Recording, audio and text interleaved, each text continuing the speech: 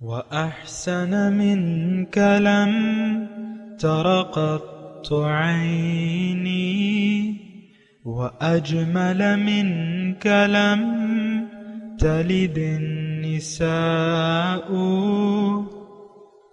خلقت مبرأ من كل عيب خلقت مبرأ من كل عيب كأنك قد خلقت كما تشاء كتاب أنزلناه إليك مبارك ليدبروا آياته وليتذكر أولو الألباب.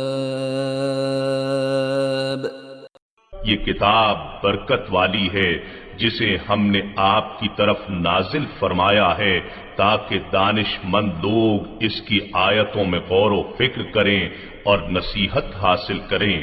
اللہم صلی علی سیدنا محمد وعلی آل سیدنا محمد بعدد کل ذرۃ مئۃ الف الف مرۃ. سامعین و ناظرین کرام، السلام علیکم ورحمۃ اللہ وبرکاتہ. سامعین کرام، سورہ قدر آیت نمبر 1 حصہ اول. آج کا موضوع، کیا ہم اپنے آپ کو جانتے ہیں؟ اس کے ساتھ آج کے سبق کا آغاز کرتے ہیں. سب سے پہلے گزشتہ سبق کا اعادہ ہوگا. کلا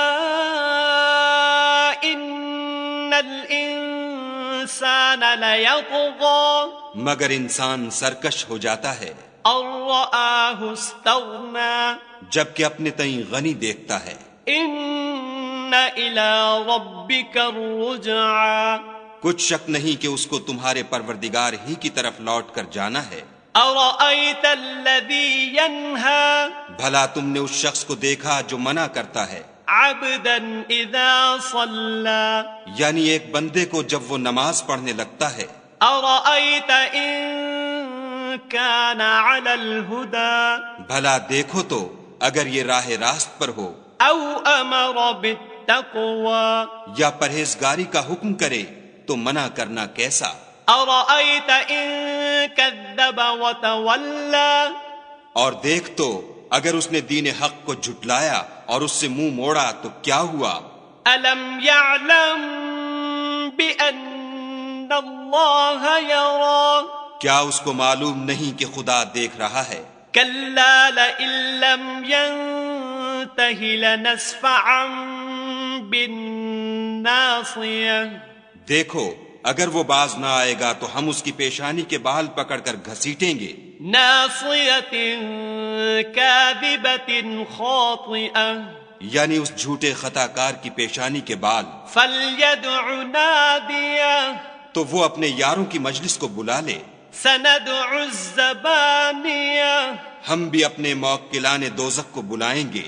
کلا لا تطعہ واسجد واقترب، دیکھو اس کا کہا نہ ماننا اور سجدہ کرنا اور قرب خدا حاصل کرتے رہنا. سامعین کرام، سورہ قدر آیت نمبر 1. لفظی ترجمہ، انا انزلناہ فی لیلۃ القدر، ہم نے نازل کیا ہے اس قرآن کو لیلۃ القدر میں.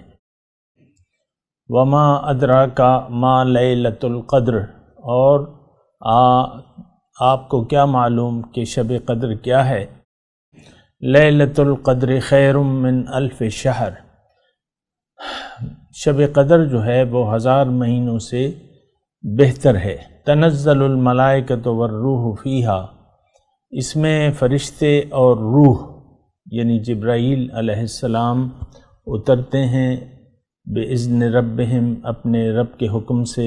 من کل امر، ہر کام پر. سلام، یہ سلامتی کی رات ہے. ہی حتیٰ مطلع الفجر، یہاں تک کہ فجر طلوع ہو جائے. سامعین کرام، سورہ قدر مکی صورت ہے، اور اس کا جو بنیادی مضمون ہے وہ قرآن کی اہمیت اور قرآن کی برکات ہے کا تذکرہ کرنا ہے. اور پھر اس میں لیلۃ القدر کا بھی مضمون ہے، اور پھر اس میں یعنی جس ذات کی طرف سے یہ صورت نازل کی گئی ہے اس کا بھی تذکرہ ہے۔ عام طور پہ سامعین کرام ہمیں تو قرآن کی جو اہمیت ہے اس کا تو علم نہیں ہے، اور نہ ہے اس کا ہم معلوم کرنا چاہتے ہیں۔ یعنی یہ ایک خزانہ ہے جو کھلا خزانہ ہے، ایک تو چھپا ہوا خزانہ ہوتا ہے نا، یہ قرآن پاک جو ہے اس میں کھلا ہوا خزانہ ہے، ظاہر ہے، کیونکہ یہ اللہ کا کلام ہے۔ عام طور پہ ہمیں غلط فہمی لگ گئی ہے ظاہر کی، لیکن ہماری جو اصل کامیابی ہے وہ تو باطن ہے، یعنی ہماری جو معراج ہے وہ تو اللہ سے ملاقات ہے، اللہ تعالیٰ کی رضا کو حاصل کر لینا ہے۔ اس سے ہم غافل ہیں، اس کی وجہ کیا ہے کہ ہم ظاہر کی طرف متوجہ ہو گئے ہیں، اور اللہ کی یاد سے ہم نے یعنی اللہ کی یاد کو اپنے دل سے بھلا دیا ہے اور اپنا رخ اللہ سے پھیر کے دنیا کی طرف کر لیا ہے۔ لیکن اس میں ہماری کوئی کامیابی نہیں ہے سامعین کرام، نہ دنیا کی ہے نہ آخرت کی ہے۔ انسان کا اگر دل پریشان ہو، وہ جتنا بھی یعنی ناز و نعم میں ہو، لیکن اس کا بستر جو ہے وہ اس کو سکون نہیں دے گا، جتنا بھی قیمتی بستر ہو، جو بھی ہو، یا جو بھی آپ کھانے کھا رہے ہیں یا جو کپڑے پہن رہے ہیں، جو طرز زندگی آپ نے اپنایا ہوا ہے، اگر اللہ کی یاد سے آپ کا دل خالی ہے تو آپ کو سکون نہیں ملے گا۔ یہ ایک ایسی تسلیم شدہ حقیقت ہے۔ یہ الگ بات ہے کہ کچھ لوگ اس کو تسلیم نہیں کرتے، وہ کہتے ہیں کہ نہیں، ہمیں ظاہری اگر سہولیات ہوں اور بیوی ہو، شوہر ہو، بچے ہوں، کھانا پینا ہو، کپڑے ہوں، اور یہ جو ہے آسائشات زندگی اگر ہمیں حاصل ہو جائیں پورے طریقے سے، تو ہم خوشحال ہو جائیں گے۔ وہ کہتے ہیں نا عام طور پہ کہ بھئی وہ فلاں جو ہے بڑی خوشحال زندگی گزار رہا ہے۔ اللہ تو بات یہ ہے کہ خوشحالی، اصل چیز تو خوشحالی ہے، لیکن آپ کو خوشحالی نہیں حاصل ہو سکتی اگر ہو بھی تو وہ ایک دھوکہ سا ہوگا۔ مثال کے طور پہ آپ شراب پیتے ہیں، مثال کے طور پہ شراب پیتے ہیں جس کو اللہ تعالیٰ نے حرام قرار دیا ہے، تو ہو سکتا ہے کہ چند لمحے آپ کو سرور حاصل ہو جائے، سرور کی میں بات کر رہا ہوں، لیکن یہ وہ سرور ہی کیا جو پائیدار نہ ہو، وہ سکون ہی کیا جو دائمی نہ ہو۔ تو دیکھیں انسان کی جو پیدائش ہے تو اس کا سکون اور سرور جو ہے وہ اللہ کی یاد میں ہے۔ ایک بات نوٹ کر لیں، یعنی انسان کا جو سرور ہے، جو دائمی سکون ہے، جو قلبی خوشی ہے، وہ رب کی رضا میں چھپی ہوئی ہے، کہ آپ رب کی رضا کے مطابق زندگی گزاریں تو آپ کو ایک سرور، ایک کیفیت حاصل ہوگی۔ عام طور پہ ہم لوگ یہ سمجھتے ہیں کہ ایمان اور اسلام میں کوئی سرور نہیں ہے، ایسی بات نہیں ہے، ایسی بات قطعاً نہیں ہے۔ اسلام میں، قرآن میں، اللہ کی یاد میں، حضور صلی اللہ علیہ وسلم کی اتباع میں جو سرور ہے، جو سکون ہے، جو اطمینان ہے، وہ کہیں آپ کو مل ہی نہیں سکتا۔ کیونکہ دیکھیں چائے آپ پھیکی پی رہے ہیں، وہ پھیکی چائے ہے، جن کو شوگر نہیں ہے ان سے میں مخاطب ہوں جو میٹھی چائے کو پسند کرتے ہیں۔ اگر چائے میں آپ چینی نہیں ڈالیں گے یا کوئی مٹھاس نہیں ڈالیں گے تو آپ کو تو چائے مزہ نہیں دے گی۔ ایک دفعہ ایسا ہوا کہ وہ میں اپنے بچپن کی بات کر رہا ہوں کہ میری امی جو تھیں، امی جان، وہ چائے میں نے فرمائشی چائے بنائی ہوگی، اتنا تو یاد نہیں ہے، لیکن اتنا جو میں آپ کو بیان کر رہا ہوں یہ یاد ہے مجھے۔ تو خیر فرمائشی چائے وغیرہ یہ تیار ہو گئی، میں نے اس کو منہ کو لگایا، ایک سپ لیا نا، تو وہ پھیکی تھی۔ میں تو مطلب یہ ہے کہ لڑکا تھا یا جوان تھا یا جو بھی تھا اس وقت، تو میں نے اس سپ کو اسی وقت تھوک دیا۔ اب چائے تو اگر میٹھی نہ ہو اس زمانے میں تو یہی تھا نا، ابھی تو پرہیز ہے چینی سے، لیکن میں آپ کو اس وقت کی بات کر رہا ہوں، تو وہ چائے وہ سپ میں نے اسی وقت تھوک دیا کیونکہ مجھے اتنی بری لگی۔ اب چائے ہو اور میٹھی نہ ہو، زندگی ہو اور اس میں سکون نہ ہو، چین نہ ہو، اطمینان نہ ہو، خوشی نہ ہو، تو وہ زندگی کیا ہوگی؟ زندگی تو ایسے نہیں ہوتی، مطلب آپ ایک سونے کے ڈھیر میں بیٹھے ہوئے ہیں یا لیٹے ہوئے ہیں یا سونے کے پلنگ پہ سو رہے ہیں، لیکن سخت گرمی ہے، مثال کے طور پہ عرض کر رہا ہوں کیونکہ میں ظاہری چیز کو بتا رہا ہوں آپ کو۔ ایک سونے کے پلنگ پہ لیٹے ہیں، ریشمین چادریں ہیں اس پہ جو بھی ہیں، لیکن وہ سخت گرمی کا موسم ہے اور کمرہ بند ہے، آپ مجھے بتائیں کہ بھئی وہ سونا آپ کو کچھ راحت دے گا؟ نہیں دے گا۔ تو یہ کچھ عوامل ایسے ہوتے ہیں جو سرور کے ہوتے ہیں، جو دائمی خوشی کے ہوتے ہیں۔ انسانی زندگی انسان زندگی کا لطف اگر نہ لے تو پھر تو مزہ نہیں آتا، لطف زندگی۔ وہ اس پہ مجھے وہ ایک شاعر کا شعر یاد آ رہا ہے کہ حقیقت میں وہ لطف زندگی پایا نہیں کرتے جو یاد مصطفیٰ سے دل کو گرمایا نہیں کرتے۔ اصل چیز تو یاد مصطفیٰ ہے، اللہ کی یاد ہے، مصطفیٰ صلی اللہ علیہ وسلم کی یاد ہے، تو ایسا نہ ہو تو پھر تو زندگی بیکار ہو جاتی ہے۔ ویسے میں تذکرہ کر رہا تھا آپ سے کہ زندگی یہ اگر پریشان حال گزرے آپ کی، یا پرکیف نہ ہو، سرور نہ ہو، چین نہ ہو، اطمینان نہ ہو، دائمی سکون نہ ہو، تو پھر تو اس کا کوئی مزہ نہیں رہتا۔ اب ابو جہل کی زندگی تھی، مثال کے طور پہ عرض کر رہا ہوں، یا ابو لہب کی زندگی تھی، انہوں نے اپنی زندگی حضور کی مخالفت میں گزار دی۔ اللہ، تو ٹھیک ہے انہوں نے حضور کے صلی اللہ علیہ وسلم کی غلامی کو قبول نہیں کیا، لیکن ان کی زندگی تو پھر کیا زندگی تھی۔ تو ابو جہل کون تھا؟ حق سے منکر تھا۔ ہم کون ہیں؟ حق سے منکر ہیں۔ فرق کیا ہوا؟ یہ بھی آپ سوچیں نا۔ حق سے تو اس نے بھی انکار کر دیا تھا، ہم نے صرف زبانی طور پہ اقرار کیا ہے، لیکن عملی طور پہ تو ہمارا اور اس کی کیفیت میں کچھ فرق نہیں ہے۔ حق سے دیدہ دانستہ ہم نے بھی منہ موڑا ہوا ہے اور اس نے بھی موڑا ہوا تھا، وہ بھی حضور کی تکلیف پر کمر بستہ تھا اور تکلیف دینے کی کوشش کرتا تھا۔ ہم بھی اپنے عمل سے حضور صلی اللہ علیہ وسلم کو تکلیف دے رہے ہیں،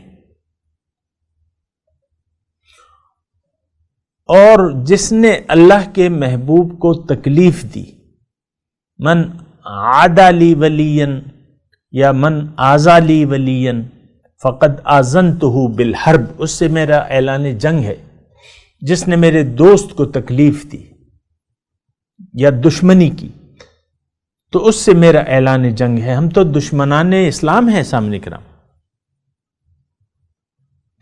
ہم اسلام کو صحیح معنوں میں قبول کرنے کے لیے آمادہ نہیں ہیں اور دشمنان اسلام ہیں۔ ہم حقیقت میں ہم اسلام سے دشمنی کر رہے ہیں، اللہ تعالیٰ کے احکامات سے، رسول صلی اللہ علیہ وسلم کی اسوہ حسنہ سے ہم نے ایک دشمنی کا ایک رویہ اختیار کر لیا کہ بھئی ہم نے تو نہیں ماننا، ہم نے تو اسلام کے تابع نہیں ہونا، ہم نے تو حضور صلی اللہ علیہ وسلم کی اسوہ حسنہ کو فالو نہیں کرنا، ہم نے تو احکامات الہی دین کو اللہ کے لیے خالص نہیں کرنا۔ ہم نے یہ جملہ میں کہہ رہا ہوں، تھوڑا سا اس کا میں تشریح بھی کرتا ہوں کہ دین کو اللہ کے لیے خالص نہیں کرنا ہمارا یہ فیصلہ ہے۔ دین سے مراد کیا ہے؟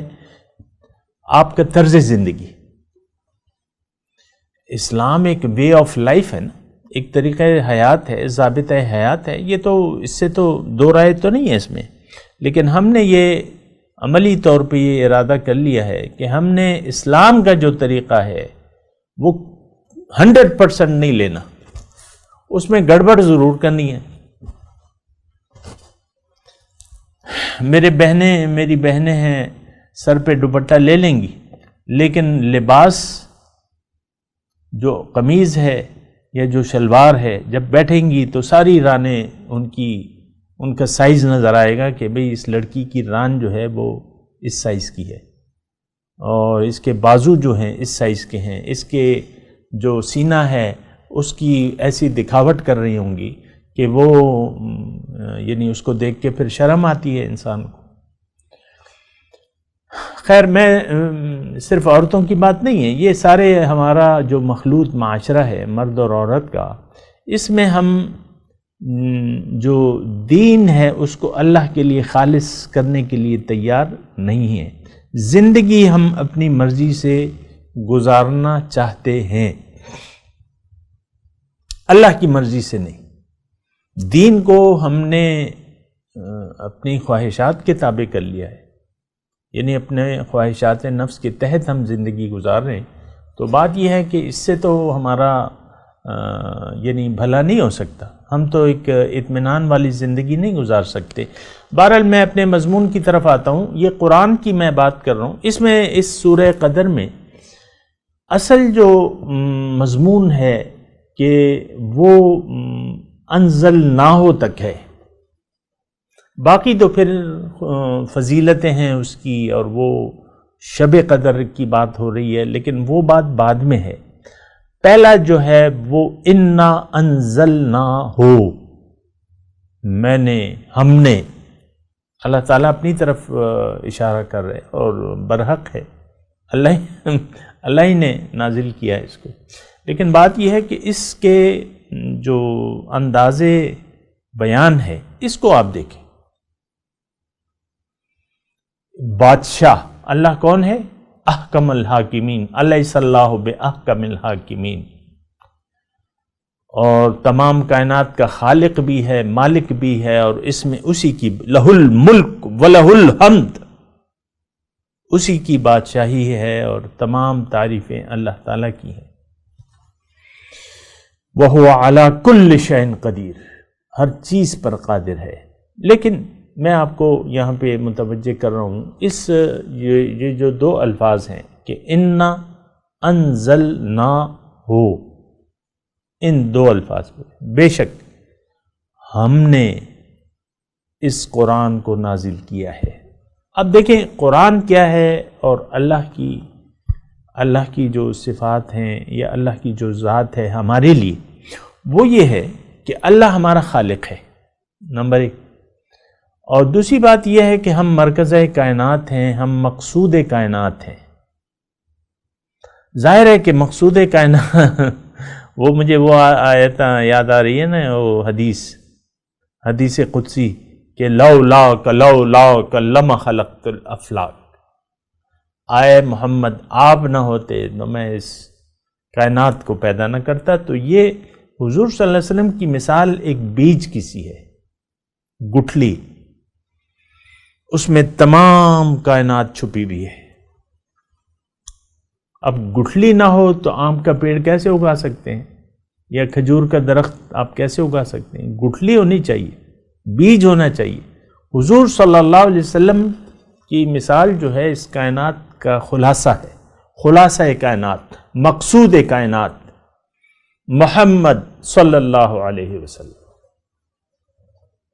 لولاک لما خلقت الافلاک، آپ نہ ہوتے تو میں اس کائنات کو پیدا نہ کرتا۔ بالکل سچ بات ہے، حضور کی بات تو یعنی ہماری اصل ہے نا، حضور ہماری اصل ہے، بنیاد ہے، وہ بیج ہیں، وہ گٹھلی ہیں جس سے کائنات کا ظہور اللہ تعالیٰ لایا ہے، عمل میں لایا ہے۔ لیکن پھر حضور صلی اللہ علیہ وسلم کے بعد ہماری جو حیثیت ہے وہ ظاہر ہے کہ حضور صلی اللہ علیہ وسلم کا ہم پرتو ہیں یا نور خداوندی کی ایک جھلک ہے اس کائنات میں، وہ ایک طویل مضمون ہے، لیکن میں اس کو نہیں جا رہا۔ میں تو انسان اس وقت میرا مخاطب ہے جس کے لیے اللہ نے یہ قرآن نازل کیا ہے. انا انزلناہ، یعنی ہماری یہ کائنات ہمارے لیے ہے اور یہ قرآن ہمارے لیے ہے، اور ہمیں اللہ نے اپنے لیے پیدا کیا ہے. سبحان اللہ. کائنات ہمارے لیے ہے، ہم اللہ کے ہیں، اللہ کے لیے، اور اللہ کی طرف واپس بھی جائیں گے اور وہاں کامیاب ہو کے جانا ہے. یہ جو عرصہ حیات ہے سامعین کرام، یہ کامیابی کا ایک زینہ ہے. اس امتحان کو آپ پاس کر لیں، آپ کامیاب ہو جائیں گے مقصد حیات میں. اگر اس کو آپ نے امتحان نہ سمجھا، اپنے آپ کو نہ پہچانا، اپنی معراج کو حاصل کرنے کی کوشش نہ کی، یا معراج تک اپنی معراج کے لیے آپ نے کوشش نہ کی، تو پھر آپ ناکام ہوں گے. وہی ہے نا وہ سورہ 3 میں جو ہم نے پڑھا تھا کہ لَقَدْ خَلَقْنَا الْإِنسَانَ فِي أَحْسَنِ تَقْوِيمٍ ثُمَّ رَدَدْنَاهُ أَسْفَلَ سَافِلِينَ. ہم نے انسان کو بہترین ساخت میں پیدا کیا ہے، بہترین اعتدال، بہترین مزاج، بہترین توازن، بہترین مقصد. احسن تقویم، بہترین مقصد حیات لے کے اس کو پیدا کیا ہے. ہم تو کتے، بلی اور چوہے تو نہیں ہیں. چوہے کے لیے آپ لٹ لگاتے ہیں تو بس وہ اگر تنگ کرتے ہیں نا تو آپ اس کے لیے ایک لٹ لگا دیتے ہیں یا دوائی بکھیر دیتے ہیں چوہوں کے جو کھانا ہوتا ہے زہریلا. ہم تو وہ چیز نہیں ہے. چوہا بھی اللہ تعالیٰ کی مخلوق ہے لیکن اس کا اپنا درجہ ہے، اور باقی تمام جو مخلوقات ہیں ان کا اپنا درجہ ہے. انسان سب سے بہتر ہے. جیسے کہ کہتے ہیں نا میرے آقا کے بارے میں کہ بعد از خدا بزرگ تو یہ قصہ مختصر. خدا کے بعد آپ ہی بزرگ ہیں، قصہ مختصر. تو یہ تو حضور صلی اللہ علیہ وسلم کی ذات تو ان کی اپنی شان ہے، لیکن انسان اللہ کا خلیفہ ہے. انی جاعل فی الارض خلیفہ، زمین پر میں اپنا نائب بنانے والا ہوں. تو بہرحال سامعین کرام، میں آپ سے عرض کر رہا ہوں، اصل میں اتنی میں لمبی تمہید نہ باندھتا، لیکن یہ مضمون ایسا ہے سورہ قدر کا کہ اس میں ہماری معراج چھپی ہوئی ہے اس سورہ قدر میں. اور پھر اللہ تعالیٰ نے جو انتظام جیسا کیا ہے وہ انشاءاللہ اگلے درس میں ہم بیان کریں گے اللہ تعالیٰ نے اگر چاہا تو. لیکن اس میں ہمارے لیے جو انتظام ہوا ہے اس کا تذکرہ ہے، اور جس طریقے سے نازل کیا ہے یا جس ذات نے نازل کیا ہے اس میں اس کا بیان ہو رہا ہے. تو پہلے دو الفاظ آج کا جو سبق ہے وہ صرف یہ ہے کہ انا انزلناہ، یہ قرآن ہم نے نازل کیا ہے. اور اللہ تعالیٰ نے انسان کے لیے قرآن اور انسان کو اپنے لیے بنایا ہے.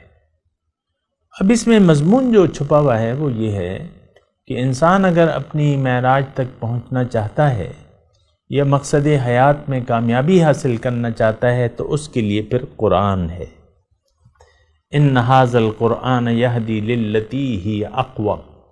قرآن آپ کو وہ راستہ بتاتا ہے جو سب سے زیادہ سیدھا ہے، وہ اقوم، سب سے زیادہ سیدھا ہے. وہ ان ربی علی صراط مستقیم، دوسری جگہ قرآن میں ہے کہ میرا رب تو سیدھے راستے پر ہے، اعلیٰ صراط مستقیم، سیدھے راستے پر ہے. تو یہ ساری باتیں ہیں اور ہمیں دیکھنا ہوگا، جاننا ہوگا، سوچنا ہوگا کہ ہم کہاں پر کھڑے ہیں، کیا کر رہے ہیں، کس طرف جا رہے ہیں، کہاں جانا چاہیے. ہم نے تو اپنے آپ کو